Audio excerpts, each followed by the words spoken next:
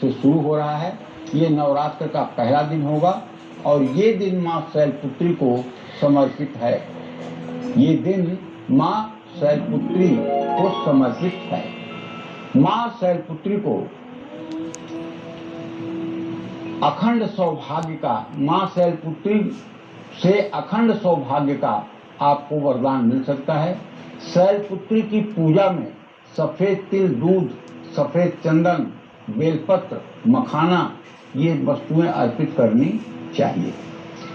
23 सितंबर मंगलवार को नवरात्रि का दूसरा दिन है। ये नवरात्रि का दूसरा दिन माँ ब्रह्मचारिणी का है और माँ ब्रह्मचारिणी की पूजा उपासना से तप, त्याग, वैराग्य और संयम की वृद्धि होती है। जो लोग नित्य माँ ब्रह्मचारिणी का स्तवन और चिंतन करते हैं और माँ ब्रह्मचारिणी की मानसिक सेवा करते हैं, आप विश्वास करो, ऐसे लोगों का जीवन उच्च कोटि का होता है। ऐसे व्यक्ति को हर जगह, हर परिस्थिति में सम्मान और विजय की प्राप्ति होती है। 24 सितंबर बुधवार और 25 सितंबर गुरुवार को नवरात्रि का तीसरा दिन है।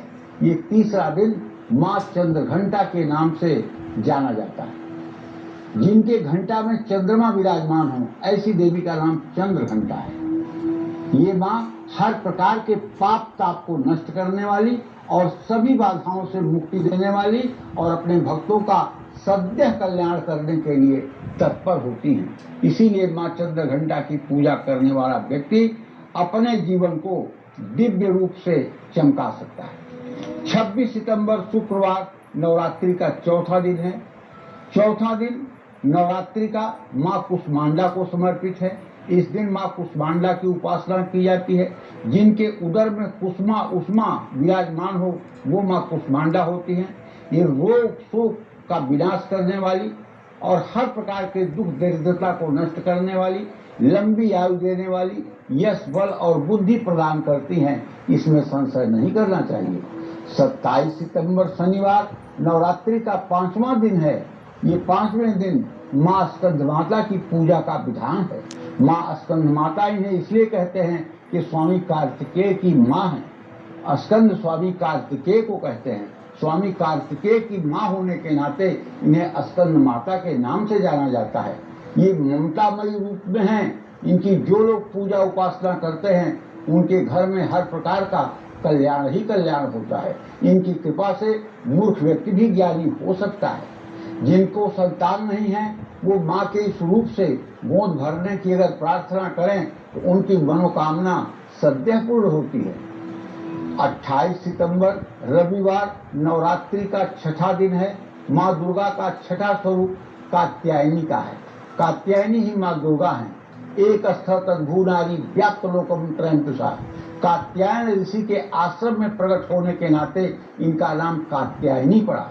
ब्रह्मा विष्णु महेश के तेज से एक स्थ तद्भुनारी व्याप्त लोकम त्रयं तुषा, जिन्होंने पूरे त्रिलोक को आच्छादित कर दिया था। ब्रह्मा विष्णु महेश का वो तेज पुण्य मिल करके, वो मतलब कि भगवती कात्यायनी है। ये धर्म, अर्थ, काम और मोक्ष चारों प्रकार के पुरुषार्थ को सफल करने वाली। 29 सितंबर सोमवार नवरात्रि का 7वां दिन। नवरात्रि के 7वें दिन माँ आदिशक्ति, माँ कालरात्रि की पूजा का विधान है।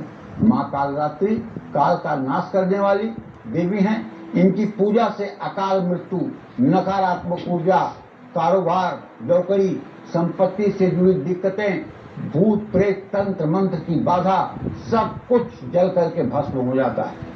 इनकी पूजा से कर्ज से मुक्ति मिलती है, शत्रु का भय नहीं रहता है।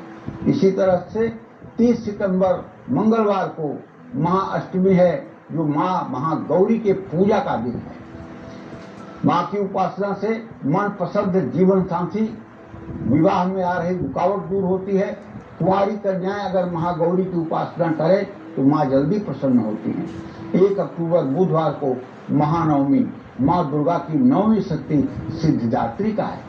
देवी भागवत पुराण के अनुसार भगवान शिव ने इन्हीं शक्ति स्वरूपा देवी की उपासना करके सभी सिद्धियां प्राप्त की थी, जिसके प्रभाव से शिव जी का स्वरूप अर्धनारीश्वर का हो गया। 2 अक्टूबर गुरुवार को दशहरा और दुर्गा विसर्जन का पावन दिन है। तो ये 10 दिन आपके लिए बड़े ही महत्वपूर्ण हैं। जय माता निवासी।